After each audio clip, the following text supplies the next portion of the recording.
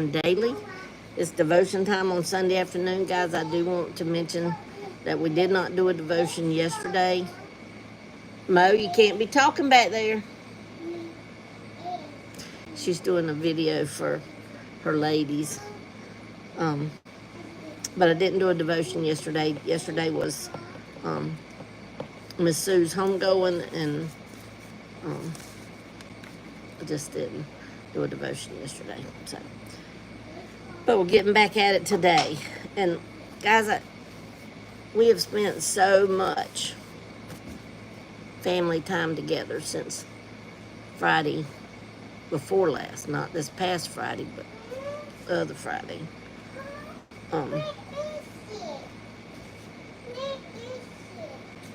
Baby, I'm doing devotion now. You gotta. A brush? Oh, I threw them all away because they were all no good. There's one right down there. Just use that one. See it right there in that basket? Under that paint tray. Just use that one. Sorry, guys. But anyhow, it's just really got me thinking about family. And about how easy it is to go on with life and just not be mindful. The preaching this morning, right now I'm still visiting the church that Bo goes to, just because of the family's just kind of torn up right now. But Jeff is having a really hard time. Listen, I am on live. You will have to go in the bathroom and get water. You got to leave Mammy alone now. I'm doing devotion. You can't get up there to that sink. You'll just have to go to the bathroom. Sorry for you. Sorry. But he's just having a really hard time. But this morning in service, man, the preacher preached. And he's more of a teacher than a preacher, but I have so thoroughly enjoyed the last 3 messages that I've sent under him. Or 4. I don't know, 3 or 4. But anyhow, this morning he talked about the law of the harvest. And it was, it's not anything that I didn't know. But he just explained it so well. Because a lot of people think, well, if I ask God for forgiveness, then he's forgiven me if I'm sincere, right? Because if we have true repentance, God forgives us, guys, for the sin that we done. I'm not talking about when we get saved. I'm talking about after we're saved. But anytime, really, even when you get saved. He does wash us whiter than snow. And when we ask for forgiveness, he cleanses us. And we've got a new slate. But this preacher explained it so well. And we're going to look at Galatians 6, verse 7 and 8. And then we're going to go to, we're going to go to Numbers 32 and verse 23. But today, right now, we're going to Galatians 6, read 7 and 8. It says, "Be not deceived, God is not mocked. For whatsoever a man soweth, that shall he also reap. For he that soweth to his flesh shall of the flesh reap corruption, but he that soweth to the Spirit shall of the Spirit reap life everlasting." Now, we know that part goes on and on. Girl, you got to leave me alone so I can do my devotion. No, but my feet don't get off. There, okay. Well, it turns off because you walk away, and it doesn't detect that it's doing anything. But anyhow, this is what he said, guys. So profound, and explains, because some people think, if I ask forgiveness, then it's done. I'm done. I'm through, right? I don't have to worry about that sin. And you don't have to worry about the sin. And you don't have to worry about the fact that it won't be imputed to you when you get to heaven, you won't be held accountable for it. But he said when we use this example, you know, and we did our garden for the first time this year, it was not because you're not doing it right, Mo. Oh, Lisa, you sorry, Sammy, water to leave me alone. Well, I cannot, baby. I'm on devotion. Oh, we have our garden this year, guys, for our first time, where we planted our corn. Maybe corn to grow. I'm kind of starting to think no, but when we planted our peppers, we're getting peppers. Where we planted our tomatoes, we're getting tomatoes. And he explained it like this: when we get ready, when we go in there and we plant, then we go back in the house, we drink us some tea, and we sit back, right? Well, we don't go right back out there and start collecting the tomatoes and stuff. The seeds have just been sown. Well, once they start growing, we're not going to go out to that garden and go to my pepper bush and expect to get tomatoes because I planted peppers. He said, like, you can't go out to the cantaloupes. He didn't use cantaloupes. I'm using cantaloupes because we planted cantaloupes. And expect there to be peppers growing because we planted cantaloupe. But when we plant them, just like we can't go in the house and drink us some tea, run on back out there and get the fruit off the vine, we have to wait. We have to wait because the planting process has been started. And we have to wait for it to grow. We have to wait for it to spring forth with what we planted. He said sin is the same way. When we sin, then the judgment part has already been started. God's process has already started. We can go back and say, Lord, I'm sorry. I really, truly am sorry. Go with a repentant heart. He's going to forgive you for that sin. But we're still going to reap the harvest from that sin. And he used David as an example. David's life. You know, we know that David was a man after God's own heart. And I'm doing some studying on that because David really messed up when he didn't go into battle that day. When he decided, no, I'm going to just stay home. I'm going to send my people out to battle, but I'm going to stay home. Because then he went up on his house rooftop and he saw Bathsheba bathing herself and said, for one, he saw her and he didn't look away, apparently. He just kept looking and said, oh, she's pretty. Then he went one step further and he sent for her to come unto him. And he laid with her. And then she sent him back a message a little later. Hey, I'm a child. So then he decides he's going to bring Uriah, which was her husband, out of the battle. Send him home. And he's going to tell Uriah, go on and take a little breather and go on and see your wife and spend some time with her. So maybe he would lay with her. And his sin wouldn't be found out. He tried to hide it. He tried to push it down. Then when that didn't work, because Uriah wouldn't, Uriah was a man of honor, he said, no, I'm not going into under my wife and enjoying myself when my men are out there in battle putting their life on the line. So he slept at the king's door 2 nights in a row. 2 times when David tried to convince him. David even got him drunk and tried to convince him to go in unto Bathsheba and lay with her. Well, then he said, okay, this is what I'll do. I'll send him back into battle, and I'll make sure that he's on the front line so that he'll get killed. And that's sure enough what happened. He sent him out there, said, hey, put him out there right in the front, send him into the worst place, and he got killed. Well, that's two technical sins. He laid with somebody that wasn't his wife, and she got pregnant. And then he sent Uriah out there so that Uriah would be killed, so that his sin wouldn't be found out, guys. But guess who was watching? God. It says, be not deceived. God is not mocked. For whatsoever a man soweth, that shall he also reap. For he that soweth to his flesh shall of the flesh reap corruption, but he that soweth to the Spirit shall of the Spirit reap life everlasting. God is our judge. He's up there watching. Let's go back. Let's go on over to Numbers 32 and read verse 23. And this he's talking to the Israelites. You know, when they were murmuring and complaining and doing all the things.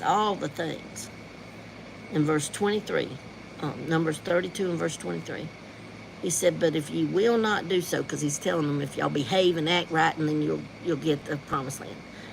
But if ye will not do so, behold, ye have sinned against the Lord, and be sure your sin will find you out. What that preacher talked about this morning. A what?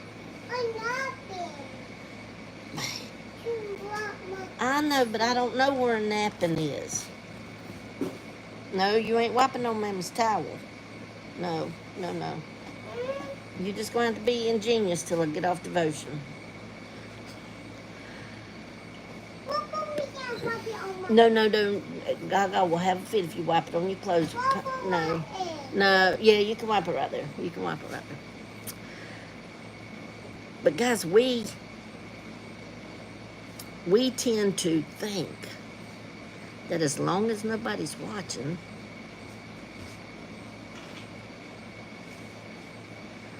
you slide them to not see the comments. You slide them. Well, now this is YouTube. I don't know if there's a way.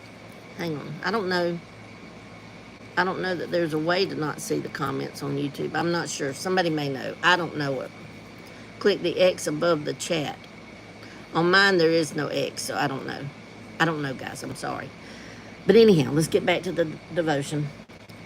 We think that when we sin, no matter how big or small it is, I mean, that was pretty big. That was pretty big that David done. Pretty big. But then, you know, Nathan went to David a few chapters later. Nathan went to David and he told him he had this man that had done so and so and so and so and so and so. What should be his punishment? And, you know, David, because he was king, David said, this is what needs to happen, blah, blah, blah, blah, blah. And he needs to be, he'll reap fourfold for his sins, for his wrongdoing. And then Nathan said, you're that man, King David. I'm talking about you. And then the preacher this morning went on to show all the ways that David had to pay for those sins.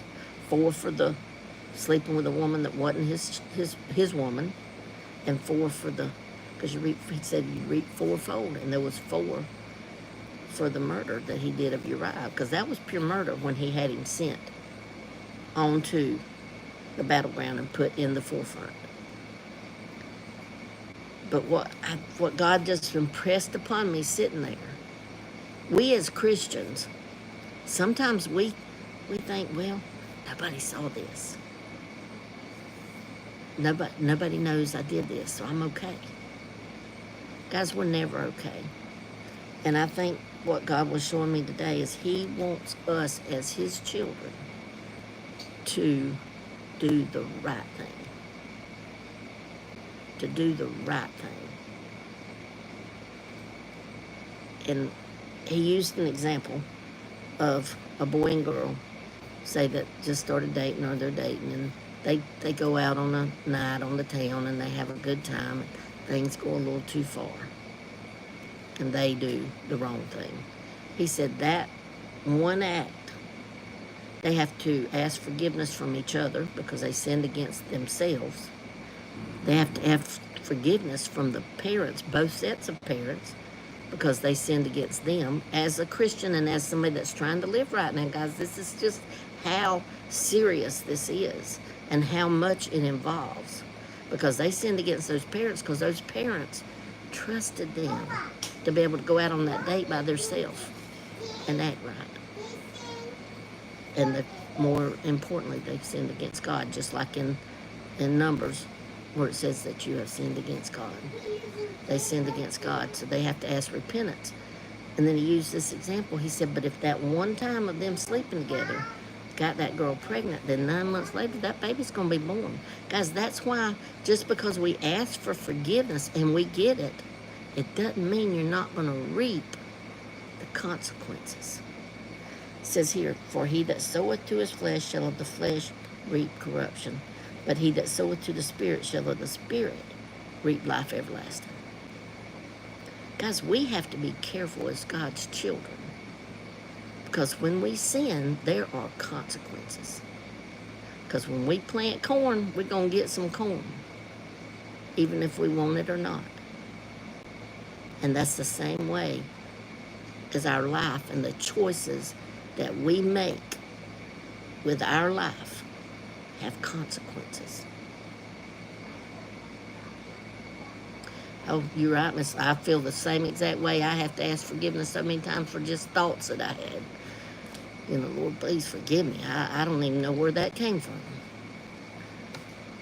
But today, guys, I really feel like the Lord just wants us to step back and take time to realize just how important the choices that we make in our life are and what they can mean for our future.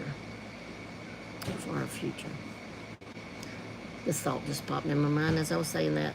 Say there's a young man, maybe he was just around the wrong crowd, and a couple of the guys maybe broke into somebody's house, the cops got called. Guess what? He gets taken in with all of them. Even though he wasn't in the house, he didn't have anything to do with it. But with Momo, he was with them. And then later on, this young man happens to be very smart, have an opportunity to maybe one day be the president of a college or the president of the United States or something that arrest is going to hold him back from. He can get forgiveness for that arrest, but it don't stop the consequences that come along with the sin that he done. He let himself, through choices, start hanging with the wrong crowd. Through choices, we look around and we say, whew. I want to bring up something else that I heard today. I listened to preaching this afternoon too, and they were talking about, this was so cool. They were talking about in the Garden of Eden, or that preacher was, not they. The preacher was talking about in the Garden of Eden, Eve was deceived by the devil. Now, she made a choice to listen to him. But when Adam come, she just handed him an apple, or the fruit, and said, here, take this, is good. And Adam made the choice. He wasn't deceived. Nobody had to talk him into it. He made a choice. And from that choice, they were thrown out of the Garden of Eden. And from that choice, pain came with childbirth.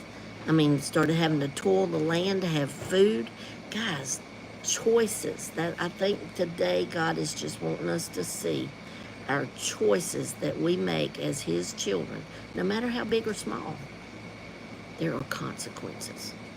And He wants us to start thinking about that. Every day, everything you start to do, think about it. Is that going to cost sin? Let me see if this is the Bible I have it written in. Yes. Sin will keep you from this book, or this book will keep you from sin. Sin will take you farther than you want to go, keep you longer than you want to stay, and cost you more than you want to pay. And that's what we're talking about today, the choices. I write in my Bible, guys. I write when I am listening and the preacher says something, that I just listen to this about patience. Patience, the ability to let your motor run idle while you're dying to strip your gears.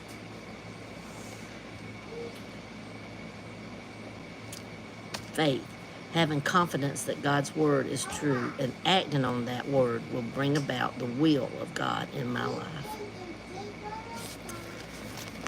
Steadfast, stay put, guard what you've got. Guys, we've got God's faith. We have faith in the Lord, but our choices can cost us more than we want to pay and keep us longer than. Man, I wish you could have heard all that he was talking about David, but David sinned, and then he wound up having to reap it. 2 years later, his son died. That was the result of the sin that Bathsheba, bare son. He died. I think it was like, I don't remember, 9 years later. It was a while later. His son, well, it maybe had to be longer than 9 years, but anyhow, his son, Amnon, raped his daughter, Tamron. I get their names confused because, you know how the Bible is. It's got lots of different names. And then after that, Absalom was killed. And then after that, one of his other sons were killed. I can't remember. But he reaped fourfold. Well, the killing, that's different.